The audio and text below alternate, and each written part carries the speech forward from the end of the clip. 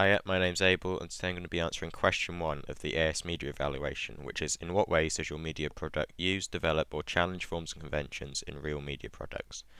This question is essentially asking me to point out the types of forms and conventions I have used, and then see if they fit or challenge the forms and conventions of a professional film. The one I'm going to be comparing mine to is The Book of Eli, because that's also a thriller and based in a post-apocalyptic world. I'm going to be answering this in the form of a director's commentary. So as I talk through the different forms and conventions I've used, I can point them out to you visually as we go along. So let's just start the video. We've got what every film has at the start, the Under Siege pictures to just show who actually made it. And then we've got this establishing shot to show that the character is sort of alone in this world and how desolate it is. The character here, titles, I'll talk about that later. As the character walks up, I'll just pause it so we can talk more about him. Right. So, firstly, his costume. He looks a bit like a stereotypical post-apocalyptic survivor. He's got a bandana around his leg. He's got dirty jeans on, boots. He's got lots of layers. He's got a backpack on. You can't see that here, but he has got a backpack on, gloves and stuff. So, and he looks quite rough and weathered. So you can sort of insinuate that he's been travelling for a long time and he's by himself. So he looks like as the characters in Book of Eli, by himself, and but also tough and ready for anything that's thrown at him. The prop he's holding, which is a spade, was initially supposed to be a weapon. This was all the way through, but it probably wasn't the best choice, as it wasn't clear that it was a weapon. So instead we decided it could go against the conventions of a film, and you could say there's more of a story behind it. Maybe he's been burying something, or he's going to bury something. So it sort of goes against conventions, as it's not a stereotypical weapon such as a gun or a knife. Like in Book of Eli, the main character has like a gun, and you would expect that, but here he's got a spade. So it's just showing what an everyday person would grab. If it carry on, you can see the character walking up, and then this shot sort of shows that you're with this character as you're walking.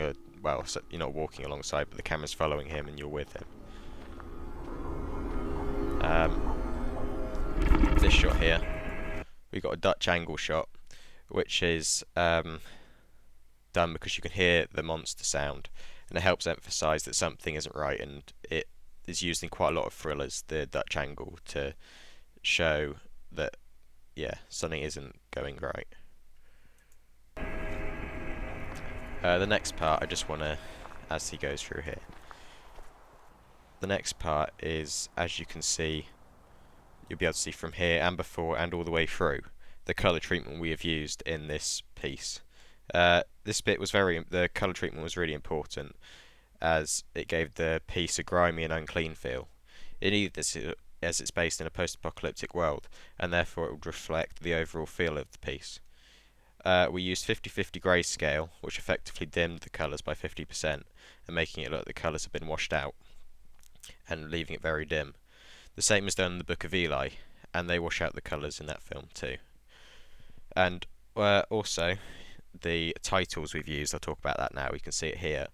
I used a font called Apocalypse, which sort of fits the form of the film anyway, as it's based in an apocalyptic world, and it looks quite like it's crumbling away and scratched, and that sort of fits the apocalypse feel, that it's not clean, everything's falling apart.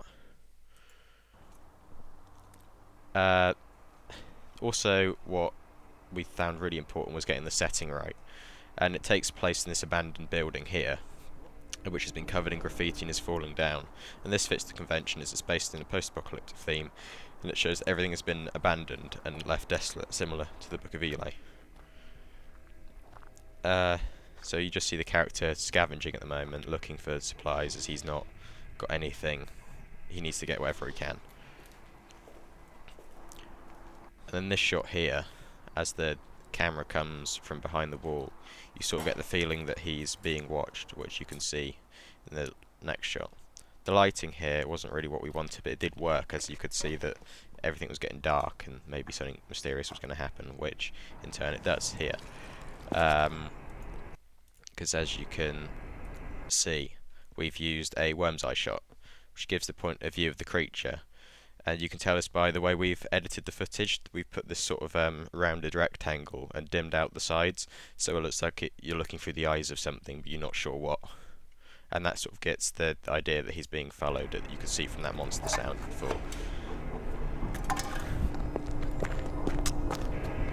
As he goes up, the music gets louder. We used the soundtrack because it fit the scene, as it was quite mysterious and it didn't really have a beat or a melody to it. It was quite rough, like the whole sort of convention and form of this film. It gets louder, then cuts off as soon as he hits it to show that he's safe now.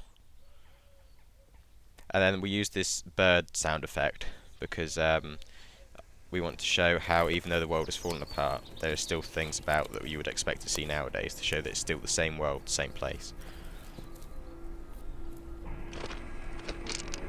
Then this final track upwards, behind the character, shows that you're with him all the way through.